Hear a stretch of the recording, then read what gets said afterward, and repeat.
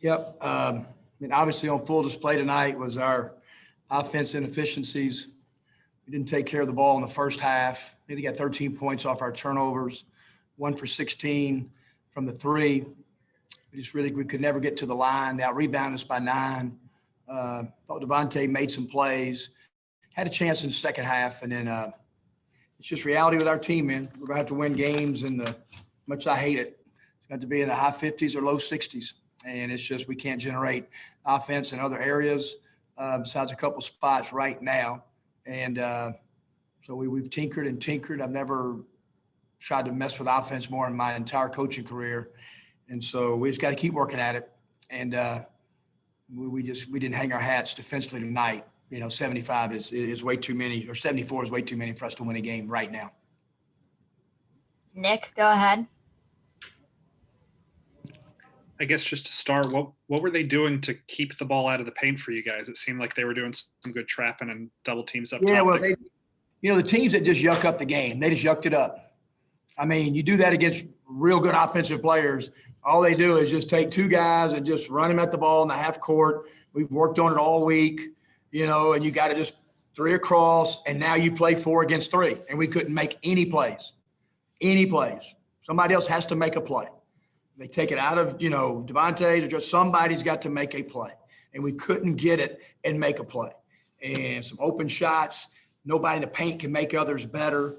So, and I thought, the big kid, I mean, he had 4 blocks. He intimidated us around the goal a few times. We couldn't score on the post. So, it's just, you do that against 4 guys that can really score, then you just go right at them and they get out of it. But we couldn't get them out of it. Tyler, go ahead. Coach, just right off the bat, what did you tell your team in the locker room after the game? That we got to win games in the high 50s and 60s. It's where we are. We're 15 games in. It's a pretty good sculpture of who you are as a team. And we're struggling scoring. We try to play in transition. We try. Tonight we didn't get a lot of stops to be able to get in transition. But I thought start the first to second half, we had unbelievable looks. And we're not stretching it at the 4 or the 5, and not stretch some other spots. And we just got to play to our strengths. We just got to guard. We just got to guard better, and our first year here, we could win games, 80, 76, 81, whatever. That's college basketball. Another night, 2 great defensive teams, West Virginia and Texas Tech, it's 89, 87. And right now, our inability to generate points. By some guys that we thought were going to be able to score, and we're struggling. So I take full blame for that, and we've got to keep trying to work, but we got to improve defensively. That's all we can hang our hat on. Ben, go ahead. Kermit, you've touched on all this, man, so I don't really want to get too much more into it. But defensively in the first half, you were getting what you wanted. You were getting those defensive turnovers that led to offense and stuff like that. Then it kind of fell apart. Is that because 3-point shooting is just not there and hadn't been there for you guys? Yeah, Ben, and we don't stretch it at the 4 or the 5.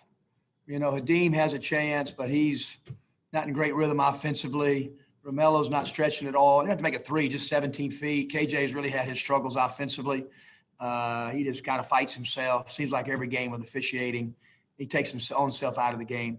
And so when you don't stretch it at those spots, the floor shrinks on them in the post. And then we don't. Devontae competed, Jarkel competed, but we don't have guards that are in the paint making others better. A lot of traffic in there. So just is what it is. Nick, go ahead. You brought up KJ. I wanted to ask, I think that's 6 or 7 kind of rough offensive games in a row for him. What do you say to him right now when he's going through a slump like this? Well, he fights himself. He's his own worst enemy. And, he can't get to the next play. He complains sometimes about being fouled. And I said, you have a better demeanor on the floor. Officials are human. They may side with you every now and then, but they're not right now. And so, he's got to play better. And does he need to go back to maybe his role he was as a freshman? Where he's kind of your 8th man and then, one of the guys, but now, you're trying to count on him as being a starter in this league. And we got to have him be more productive. Defensively, play to your strengths. Make 15-footers and play to your strengths and guard and rebound. And you're right. We need more out of KJ. Courtney, go ahead. Coach, kind of just expanding off of Nick's last question, but you talk about how you're needing more of your guys to come out and make plays. Is there anybody else specifically that you're really looking to right now or talking to saying you need to be one of those guys on the floor making those plays?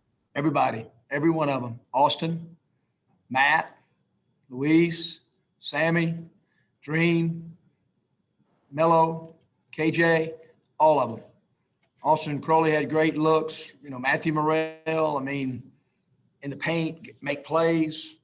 Everybody, everybody, Demencio, everybody, you know? So it's just kind of hit us at once. And like I said, I saw it about middle or end of October, and I knew it was going to be, I didn't know it was going to be this kind of struggle.